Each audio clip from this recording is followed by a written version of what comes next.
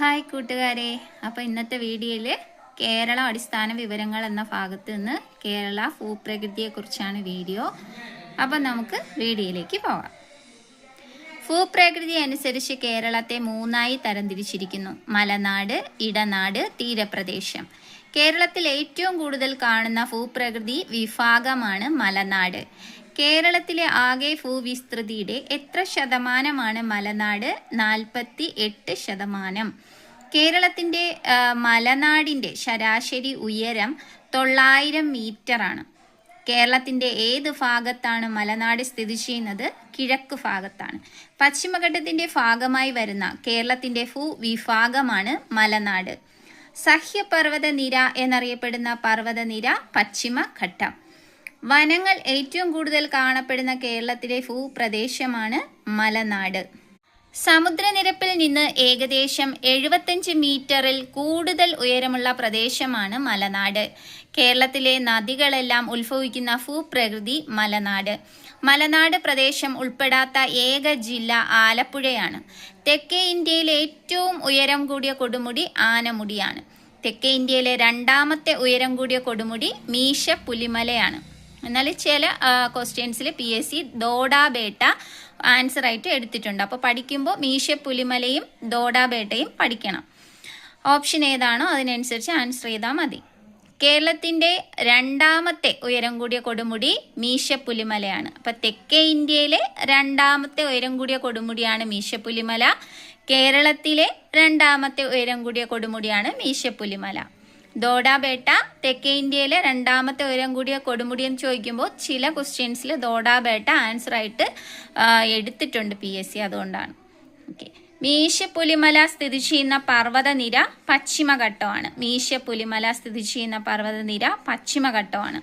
വയനാട്, കൂർഗ് അല്ലെങ്കിൽ കർണാടക അതിർത്തിയിൽ സ്ഥിതി ചെയ്യുന്ന പശ്ചിമഘട്ട മലനിരയിലെ ഭാഗമാണ് ബ്രഹ്മഗിരി കുന്നുകൾ.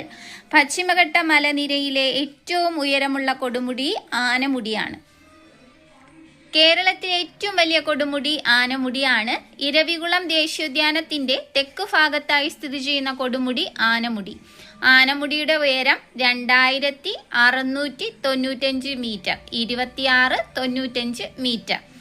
ആനമുടിയുടെ ഉയരം ആദ്യമായി രേഖപ്പെടുത്തിയത് ജനറൽ ഡഗ്ലസ് ഹാമിൽട്ടൺ ആണ് 1862. ആനമുടി സ്ഥിതി ചെയ്യുന്ന ജില്ല ഇടുക്കി. ആനമുടി സ്ഥിതി ചെയ്യുന്ന പഞ്ചായത്ത് മൂന്നാർ. ദേവികുളം താലൂക്ക്. ആനമുടിയുടെ വടക്ക് സ്ഥിതി ചെയ്യുന്നത് ആനമല. ആനമുടിയുടെ വടക്ക് കിഴക്ക് സ്ഥിതി ചെയ്യുന്ന മലനിര പളനിമല. ആനമുടിയുടെ തെക്കു ഭാഗത്ത് സ്ഥിതി ചെയ്യുന്ന മലനിര ഏലമല. ആനമല, പളനിമല, ഏലമല എന്നിവ സംഗമിക്കുന്നത് ആനമുടിയിലാണ്. ആനമലയുടെ വടക്കു ഭാഗത്ത് സ്ഥിതി ചെയ്യുന്ന പ്രധാന സുഖവാസ കേന്ദ്രമാണ് നീലഗിരി. പശ്ചിമഘട്ടത്തിന്റെ തെക്കേ അറ്റത്ത് സ്ഥിതി ചെയ്യുന്ന മലനിര അഗസ്ത്യാർകൂടം. ഇന്ത്യയിലെ ആദ്യത്തെ ബയോളജിക്കൽ പാർക്കാണ് Agasthyavanam biological park. Agasthyamala biosphere റിസർവിനെ യുനെസ്കോയുടെ മാൻ ആൻഡ് ബയോസ്ഫിയർ പ്രോഗ്രാമിൽ ലോക ജൈവ മണ്ഡല ശൃംഖലയിൽ ഉൾപ്പെടുത്തിയ വർഷം 2016. സംരക്ഷിത ജൈവമണ്ഡല പദവി ലഭിക്കുന്ന ഇന്ത്യയിലെ 10ാമത്തെ ജൈവമണ്ഡലമാണ് അഗസ്ത്യമല. ഒന്നാമത്തേത് നീലഗിരി ബയോസ്ഫിയർ റിസർവാണ്. അഗസ്ത്യാർകൂടത്തെ സംരക്ഷിത ജൈവ കേന്ദ്രമായിട്ട് കേന്ദ്ര സർക്കാർ പ്രഖ്യാപിച്ചത് 2001. സമുദ്രനിരപ്പിൽ നിന്നും അഗസ്ത്യാർകൂടത്തിന്റെ ഉയരം 1868 മീറ്റർ, 1868 മീറ്റർ. അഗസ്ത്യാർകൂടം സ്ഥിതി ചെയ്യുന്ന താലൂക്ക് നെടുമങ്ങാട്, തിരുവനന്തപുരം. അഗസ്ത്യമലയിൽ നിന്നും ഉത്ഭവിച്ച് കിഴക്കോട്ടൊഴുകി മാന്നാർ ഉൾക്കടലിൽ പതിക്കുന്ന നദിയാണ് താമ്രപർണി, തമിഴ്നാട്. അഗസ്ത്യമലയിൽ നിന്ന് ഉത്ഭവിച്ച് പടിഞ്ഞാറോട്ടൊഴുകുന്ന പ്രധാന നദികളാണ് കരമനയും നെയ്യാറും. അഗസ്ത്യമല ബയോസ്ഫിയർ റിസർവിന്റെ ഭാഗമായിട്ടുള്ള വന്യജീവി സങ്കേതങ്ങളാണ് നെയ്യാറ്, പേപ്പാറ, ചെന്തുരുണി. സമുദ്രനിരപ്പിൽ നിന്നും ഏകദേശം 7.5 മീറ്റർ മുതൽ 75 മീറ്റർ വരെ ഉയരമുള്ള ഭൂപ്രദേശങ്ങൾ അറിയപ്പെടുന്നത് ഇടനാട്. കേരളത്തിന്റെ ആകെ വിസ്തൃതിയുടെ എത്ര ശതമാനമാണ് ഇടനാട്? 42%. ചെറിയ കുന്നുകളും താഴ്വരകളും നദീതടങ്ങളുമെല്ലാം പ്രത്യേകമായിട്ട് വരുന്ന ഭൂപ്രകൃതിയാണ് ഇടനാട്. ഇടനാട്ടിൽ പ്രധാനമായിട്ടും കാണപ്പെടുന്ന മണ്ണിനം ലാറ്ററൈറ്റ് മണ്ണ്. കേരളത്തിൽ ഏറ്റവും കൂടുതൽ, അതായത് 65% കാണപ്പെടുന്ന മണ്ണ് ലാറ്ററൈറ്റ് മണ്ണ്. വടക്കൻ കേരളത്തിലെ ഇടനാടുകളിൽ പ്രധാനമായിട്ടും കാണപ്പെടുന്നത് ലാറ്ററൈറ്റ് കുന്നുകൾ അല്ലെങ്കിൽ ചെങ്കൽ കുന്നുകളാണ്. ജിയോളജിക്കൽ സർവേ ഓഫ് ഇന്ത്യ കേരളത്തിൽ ആദ്യ ജിയോളജിക്കൽ പൈതൃക സ്മാരകമായി പ്രഖ്യാപിച്ചത് അങ്ങാടിപ്പുറം ലാറ്ററൈറ്റ് കുന്ന്, മലപ്പുറം. കേരളത്തിലെ രണ്ടാമത്തെ ജിയോളജിക്കൽ സ്മാരകമാണ് വർക്കല ക്ലിഫ്. സമുദ്രനിരപ്പിൽ നിന്നും 7.5 മീറ്റർ വരെ ഉയരമുള്ള ഭാഗം അറിയപ്പെടുന്നത് തീരപ്രദേശം. കേരളത്തിന്റെ ഭൂവിസ്തൃതിയുടെ എത്ര ശതമാനമാണ് തീരപ്രദേശം? 10%. തീരസമതലം ഏറ്റവും കൂടുതൽ വീതിയിൽ കാണപ്പെടുന്നത് കേരളത്തിന്റെ മധ്യഭാഗത്താണ്. ഇന്ത്യയിലെ ഏറ്റവും താഴ്ന്ന പ്രദേശം, സമുദ്രനിരപ്പിൽ നിന്ന് ഏറ്റവും താഴ്ന്ന പ്രദേശമാണ് കുട്ടനാട്. തീരപ്രദേശത്തെ പ്രധാന കാർഷിക വിളകൾ നെല്ലും തെങ്ങുമാണ്. കേരളത്തിന്റെ തീരപ്രദേശത്തെ മണലിൽ നിന്നും ഉൽപ്പാദിപ്പിക്കുന്ന ആണവധാതു തോറിയം. കടലാമകളുടെ പ്രജനന കേന്ദ്രമായ കോഴിക്കോട്ടെ കടൽത്തീരമാണ് കൊളാവി പാലം. കേരളത്തിലെ ആദ്യ കോസ്റ്റ് ഗാർഡ് സ്റ്റേഷൻ ആരംഭിച്ച സ്ഥലം വിഴിഞ്ഞം. തങ്കശ്ശേരി ബീച്ച് ഏത് ജില്ലയിലാണ്? കൊല്ലം. തുമ്പോളി, പുറക്കാട് എന്നീ ബീച്ചുകൾ ഏത് ജില്ലയിലാണ്? ആലപ്പുഴയിലാണ്. പയ്യാമ്പലം ബീച്ച് സ്ഥിതി ചെയ്യുന്നത് കണ്ണൂര്. ചെറായി ബീച്ച്, മുനമ്പം ബീച്ച് എന്നിവ ഏത് ജില്ലയിലാണ്? എറണാകുളം. ധർമ്മടം, മുഴപ്പിലങ്ങാട് ബീച്ച് എന്നീ ബീച്ചുകൾ സ്ഥിതി ചെയ്യുന്നത് കണ്ണൂരിലാണ്. ബേക്കൽ കോട്ട ഏത് ജില്ലയിലാണ് സ്ഥിതി ചെയ്യുന്നത്? കാസർഗോഡ്. തീരദേശ ദൈർഘ്യത്തിൽ ഇന്ത്യൻ സംസ്ഥാനങ്ങൾക്കിടയിൽ കേരളത്തിന്റെ സ്ഥാനം 5. കേരളത്തിൽ കടൽ തീരമുള്ള ജില്ലകളുടെ എണ്ണം 9. കേരളത്തിൽ കടൽ തീരം ഇല്ലാത്ത ജില്ലകളുടെ എണ്ണം 5. കേരളത്തിൽ കടൽ തീരം ഇല്ലാത്ത ജില്ലകൾ പത്തനംതിട്ട, കോട്ടയം, ഇടുക്കി, പാലക്കാട്, വയനാട്. ഏറ്റവും കൂടുതൽ കടൽ തീരമുള്ള കേരളത്തിലെ ജില്ല കണ്ണൂർ. ഏറ്റവും കുറവ് കടൽ തീരം ഉള്ള കേരളത്തിലെ ജില്ല കൊല്ലം. ഏറ്റവും കൂടുതൽ കടൽ തീരമുള്ള താലൂക്ക് ചേർത്തല, ആലപ്പുഴ. കേരളത്തിൽ കടൽ തീരം ഇല്ലാത്ത ഏക കോർപ്പറേഷൻ തൃശൂർ. കേരളത്തിലെ ഏറ്റവും നീളം കൂടിയ ബീച്ച് മുഴപ്പിലങ്ങാട്, കണ്ണൂര്. കേരളത്തിലെ ഡ്രൈവിൻ ബീച്ചാണ് മുഴപ്പിലങ്ങാട്. കേരളത്തിലെ ആദ്യത്തെ ഭിന്നശേഷി സൗഹൃദ ബീച്ച് ആലപ്പുഴ. കേരളത്തിലെ ആദ്യത്തെ പൈതൃക beach Azhikode Munakkal dolphin beach. Monsoon കാലത്തിന്റെ ആരംഭത്തിലോ അവസാനത്തിലോ അറബിക്കടലിൽ രൂപം കൊള്ളുന്ന പ്രതിഭാസമാണ് ചാകര. ചാകരയ്ക്ക് പ്രസിദ്ധമായ പുറക്കാട് കടപ്പുറം സ്ഥിതി ചെയ്യുന്ന ജില്ല ആലപ്പുഴ. പ്രമുഖ മത്സ്യബന്ധന കേന്ദ്രമായ നീണ്ടകര സ്ഥിതി ചെയ്യുന്ന ജില്ല കൊല്ലം. സമുദ്രനിരപ്പിൽ നിന്നും താഴെ സ്ഥിതി ചെയ്യുന്ന വയൽ പ്രദേശമാണ് കോൾനിലങ്ങൾ. കോൾനിലങ്ങൾ സമുദ്രനിരപ്പിൽ നിന്ന് എത്ര മീറ്റർ താഴ്ന്നാണ് സ്ഥിതി ചെയ്യുന്നത്?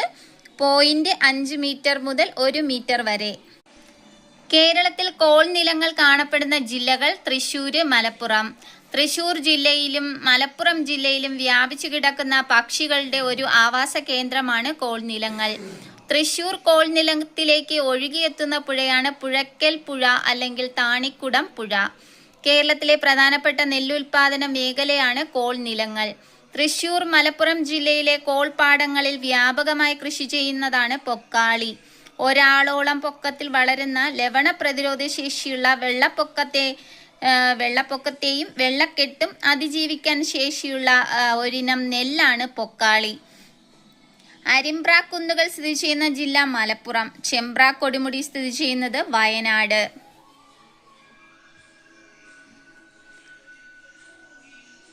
കേരളത്തിലെ ചുരങ്ങൾ.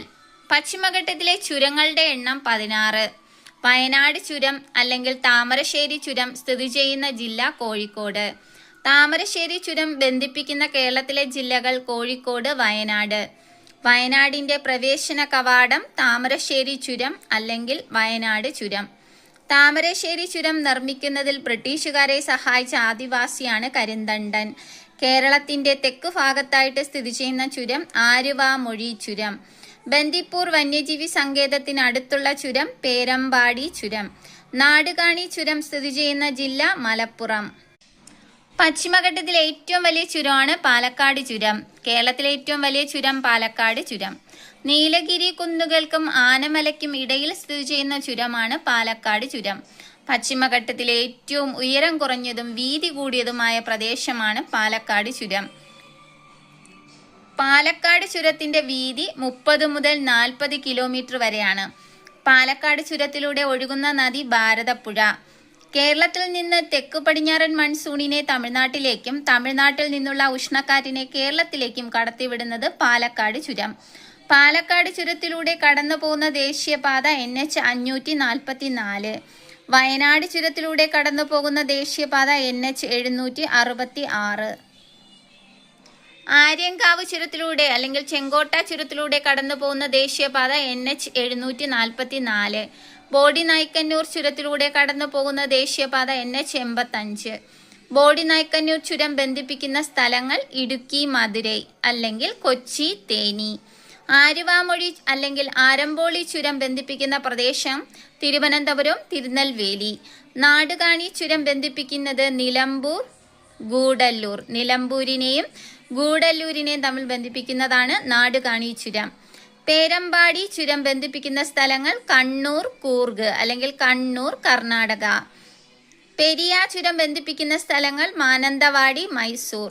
പാൽ ചുരം ബന്ധിപ്പിക്കുന്ന ജില്ലകൾ വയനാട് കണ്ണൂർ. അപ്പോൾ ഇന്നത്തെ ക്ലാസ് ഇത്രയൊക്കെയാണ്. അപ്പോൾ എല്ലാവർക്കും ക്ലാസ് ഇഷ്ടപ്പെട്ടു എന്ന് വിചാരിക്കുന്നു. ഓക്കെ, മറ്റൊരു വീഡിയോ ആയിട്ട് വീണ്ടും വരുന്നത് വരെ എല്ലാവർക്കും ബൈ ബൈ.